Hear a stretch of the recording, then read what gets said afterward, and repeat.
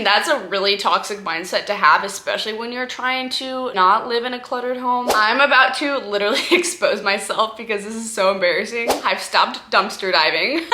Welcome back to my channel. My name's Shelby and I am so happy that you've chosen to join me on my decluttering and organizing journey. I have started this organizing kick not too long ago. I'm new to this, but I feel like I've learned a few important things that I really want to share with you and hopefully help you out in your own decluttering and organizing journey. I woke up one day and realized that the stuff in my home was causing me so much stress. I would look around in my room and I would just feel overwhelmed by all the random things in my home. And I was like, okay, I cannot be living like this. I don't want my future children to live in a cluttered space where they also feel stressed out and it affects their nervous system and their life. I'm like, okay, we're gonna make a change and we're gonna go on this journey to create a space and a home that we actually enjoy being in. So that's exactly what we're doing today. And these are things that I do not bring into my home anymore.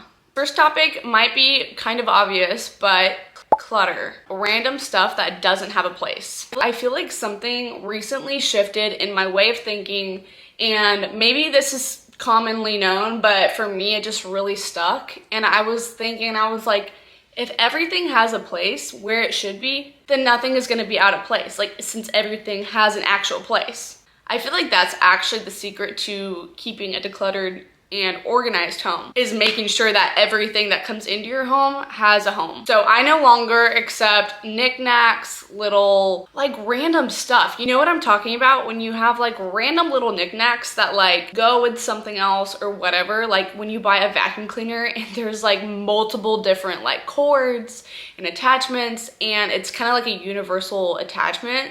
I'm like, how many of those do you really need? I feel like the reason why we keep things that are random and like little knickknacks is because we kind of feel bad about throwing it away because we're like, well, we might need it later. But I'm like, if you don't really recognize what it is after literally a few days, then you probably don't need it. The next thing is extras. Extra bottles, extra products that I literally already have. I'm pretty sure there's like a trend going around about Project Pan. I don't know a lot about that, but I'm pretty sure it's where you don't buy something that you already have. Like, for example, if you have hairspray, then you finish your hairspray and then you're then allowed to like purchase another one instead of buying multiples of one product that you already have. I have been so guilty of this, especially with hair products and makeup products. I recently organized my bathroom closet and now everything has a literal spot that it goes in. So I literally cannot buy another product until another product is gone. And then I can replace it. It's honestly such a satisfying feeling. I actually just finished my bottle of heat protectant and I went out and bought another one and I'm like, I feel so good about using something to its finish and then throwing it away and then replacing it. I don't know why, but that's like so satisfying. I feel like this is hard when you receive gifts and stuff. Then you could probably make like a little bin of like extras. But yeah, that's something that has actually really helped me. This next one is a tough one because I am a home content creator. So I'm always like staging my home for shots and stuff, but decor that I don't use or absolutely love. Don't get me wrong, I do have a little bit of extra decor that I store in like my cabinets that I'm not currently using for like switching out things. But I have finally narrowed it down to keeping only things that I absolutely love. Like before, this is a different topic, but I would go to Home Goods, the Amazon return store, and I would buy such cheap decor that in my mind, I was like, I'm getting such a good deal, so might as well get it. But that started adding up and cluttering up my home so fast, like crazy fast. So I do not do that anymore. I will get to that in a different point. Like if you don't love it, then don't bring it in your home. I feel like that's like such an obvious statement, but I don't know. Like you're not gonna like it again if you like already don't like it. You know what I mean? I don't know. I hope this is helping you guys because I feel like me talking things through is actually also helping me be like, oh yeah, I actually don't like that vase. I really need to get rid of it. Oh. This next one is a big one. I'm about to literally expose myself because this is so embarrassing. I've stopped dumpster diving. Let me explain. So my apartment, I'm sure a lot of you guys have apartment dumpsters where people like bring their trash and extra furniture that they don't love. I'm not gonna lie, I have found a few good things by the dumpster that are like basically brand new and not disgusting. I can't believe I'm saying this out loud. Like I've gotten like dressers and organization bins from the dumpster and I've used them, and then I've also sold them on Facebook Marketplace. But just bringing that into my home, I'm like, it kind of grosses me out. Like I always give it a good wipe down, but I'm like, I don't know what has been in this. I don't know where it's been. It's just like bringing in something that's like, should be by the trash. You know what I mean? So I no longer do that. Obviously, if it's something like amazing that I've been looking for, whatever. I'm not judging you at all if you need to do this, because literally I found so many things back in Charlotte when we were literally so broke that we needed in our home. So like, I am not judging anyone who does this. I literally am the first to say that I love finding free stuff, but I've just been more mindful about what I bring into my home. That is all. Like I mentioned before, I am learning to be very mindful about where I go shopping and my mindset while I'm doing it.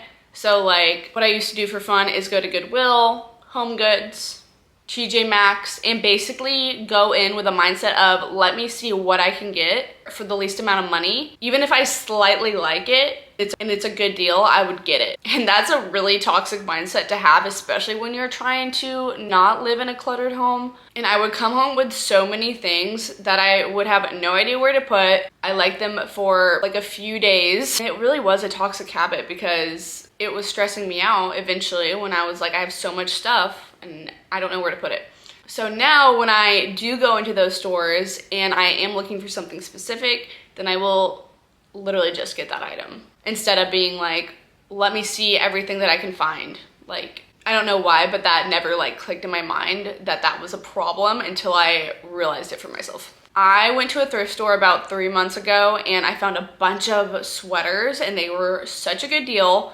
And I was like, well, I need sweaters and I'm gonna buy these. I think I bought 6 sweaters. And I will honestly say I have not touched a single one in my closet. I came home with them, washed them, put them up, and I reach for the same like 5 tops every day. So I am being very mindful about the clothing that I am bringing in as well. Clothing is a big one for me because I feel like with my job, I get sent a lot of clothing and I also love thrifting. Like I'm a thrifting queen through and through. That was my first business. So like it's like been a hard rewiring in my brain to not do that. High maintenance stuff. Oh my gosh, I cannot stress this one enough. Also, I keep saying this, but like I feel like these little pieces have clicked in my mind to help me. And I haven't really heard anyone else like talk about this in this way. Maybe I'm just not listening to the right things, but I'm like, I feel like no one's talking about it. But high maintenance things, like rechargeable things, things you have to clean often, just things that you have to maintain like regularly. Like life is hard enough just like keeping your home clean. Like you do not need more things that require like attention. Like it should not be like, oh, I need to charge the light bulb and I need to like deep clean my grout or deep clean this like white upholstery item. In my home, I have these wall sconces that are like renter friendly and they just require like a rechargeable bulb. I have had those dead for probably like over 3 months now. I never think about charging them. And then when I want to go turn them on, I'm like, okay, well, they don't even work. They don't even turn on because I haven't charged them. And then it kind of stresses me out because I'm like, do I really need to write a list of everything I need to like recharge just to have a functioning home? So just getting rid of high maintenance things in your home will help you feel way less stressed. And that leads me to my next point, high maintenance plants. Something about these plants, they are just dying on me all the time. And I look at them and I'm like, you literally suck. Obviously I suck because I did not take care of them, but I'm like, to be fair, it is winter. But I'm looking at this crusty brown plant. I'm like, you are not bringing in any good energy right now. I liked you at one point, but now you're just stressing me out, so out you go. I got this one plant not too long ago and it's like supposed to be the easiest plant to have in your home. It died in a few days. Like the leaves got so crispy. I was like, all right, I need very simple plants in my home or fake plants. I'm not really a fake plant type of girly, minus like an olive tree, but if you are, go for that. Next one is appliances that seem cool but just take up way too much space. I'm sure you can think of a few items in your home that you don't really use that often but are really cool, you don't really want to get rid of, but they are taking a lot of space. For me right now, that is my skincare fridge. I definitely probably should list that because I don't really need it. I don't really have that many items of skincare that need refrigerating. It's cute and it's trendy and it's cool, but it does take up space that I don't really have in my small apartment. Another one is my towel warmer, my Pilates machine. I have another workout machine, and all these things I need to either sell or donate because, like I said, in our 2-bedroom apartment, we don't have extra space for like anything that big. Cheap, trendy junk that does not match your vibe. This goes hand in hand with thrifting. I feel like we are inclined to buy something that we wouldn't absolutely love or choose if it wasn't on sale or like a great deal, and that pressure of having to get it then and there because it's gonna be gone in like a few days or whatever, it's just not super helpful. I recommend sticking to your plan. If you have a mood board for your home, if you're looking for a specific item, then stick to that item and be willing to pay a little bit more for something that you really, really love and you will have for years than just a random piece of furniture that you found at the thrift store. Maybe not everyone is wired the way I am, but I like to switch my style up so often. But I have noticed that when I invest in furniture pieces or even clothing items that I truly, really love, I will love it for a very long time. Because A, I either paid full price and I really wanted it, and B, because it's like timeless and it fits my space so well and I didn't settle for something that's like cheap or cheap quality or on sale or something that I found in the thrift store. If you guys could see my old apartment back in Charlotte like 2 years ago, we were thrifting everything and it was just like a Mod Podge of random items, like not even my style at all, but because they were a good deal, we went with them. And we did need furniture and we did not have a lot of money to spend, so that is why. But also, if I had known then that I don't have to buy everything that's on sale, I would have saved myself a lot of trouble when it came to moving. Another thing that I do not bring into my home anymore is anything that's too loud or clashy or super bright. If you couldn't already tell, I love neutrals in the home. I feel like there's a lot of controversy around this, but I don't think there should be because everyone is free to decorate their home and their space however they feel. I think it's awesome when people do bright colors and are more expressive with their home. That's just not me. I love being in a space where there's like earthy, natural tones because I feel the most at peace and relaxed and calmed. So you will not catch me having crazy patterned or bright flashy colors, sparkly things. Like, that's just not my style. I do not bring a lot of seasonal products in my home. This past Christmas, I did buy a few more Christmas items than I normally had, and now I do have to deal with having a Christmas bin in my closet. I don't love that, but I was still really mindful about what I was bringing in for seasonal products. I don't love storing them at all, so I really keep that in mind when I'm like purchasing something for the holidays. I actually really love using like nature when it comes to decorating. So for like the holidays, I could use like a tree branch, like from like a Christmas tree for my vases, and pine cones and like different natural items that I can dispose of. Last topic is things that don't make me happy. Like when I look at something and I just feel like remorse towards, okay, that might be a little strong, but like looking at it, I'm like, don't love it. It's gotta go. I feel like we keep a lot of things out of guilt because we've either received them for a gift or maybe they were expensive and you feel bad about getting rid of it. You feel like you maybe didn't get your money's worth. Or if it's something that's like sentimental, maybe it's like passed on from a loved one and you just feel bad about getting rid of it because you feel like I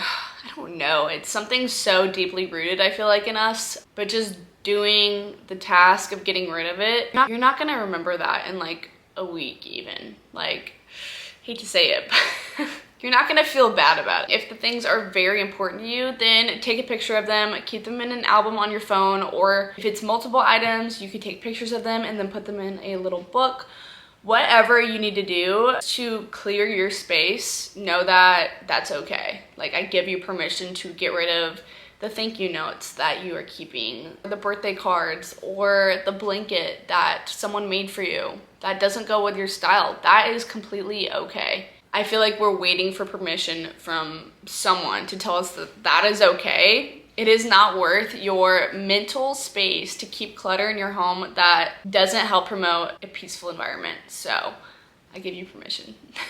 And I give myself permission because I'm literally preaching to the choir right now. Woo. So basically, if it's not giving cozy, functional, happy, it's staying out of our homes. Got it? Okay, sounds good.